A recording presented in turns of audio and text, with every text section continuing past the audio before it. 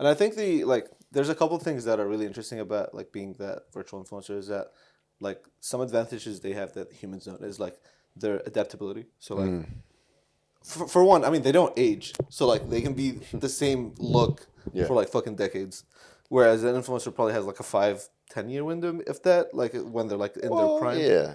Well, it depends on what kind Yeah, of yeah, of influencer course, they of are. course, of course. But I mean, like it's also all about the personality for me and Yeah. the personal brand. So it's a weird one. I can't see that much depth, but I'm obviously being short-sighted because like Yeah. very soon it's going to be fucking indistinguishable from humans, and that's where it gets real scary. And I think the advantage again they have is also like the 24/7 availability. Is that like if they have a team behind them, then you can just like run this shit forever Yeah. and ever.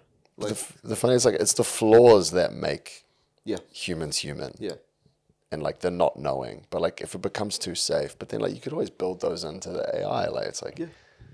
Have it look. influencers are cooked. Yeah, We're cooked. yeah. Everyone's cooked. It's so over. It's so over.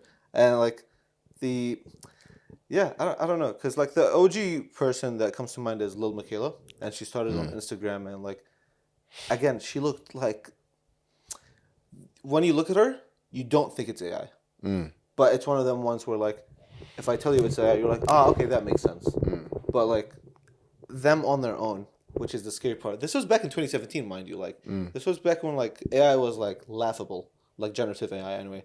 And yeah, it's scary that like now there's like a whole team behind these influencers Yeah. and like they're all making a sustainable living and And the real influencers have been editing their pics Yeah. for so long. trying to look like We're already looking at computer generated Yeah. images. Like No. they may as well not be real. Some of them like you do not look like that. No. So like yeah. not just girls too, guys and No, girls. yeah.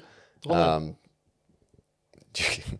Some of these people, like, you know them in real life, you're like, you don't like that. Come Bro, on. it's always like, bro, this is kind of sad, but it's always LinkedIn profile photos.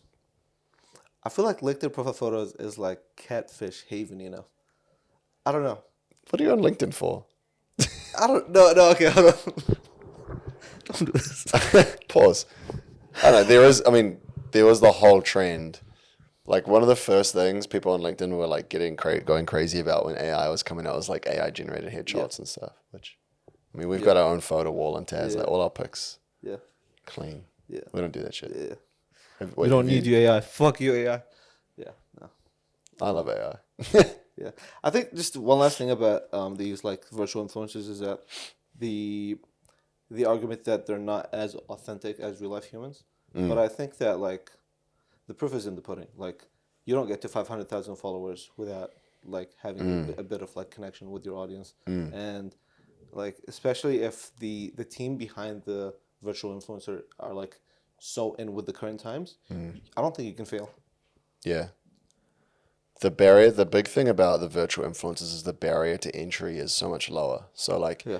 if you're building out your own competitive advantage as a brand or as a personal brand, it's all about like the depth that you can build over time in your brand. For an AI influencer, it's the same, but like doing that alongside your personal life and your work life and all that, like building your brand up or actually like investing in good marketing to build a brand is like quite tough. Not that it's not hard doing it with AI, but it's just the barriers are lower. So it's like you need to be doing something pretty special.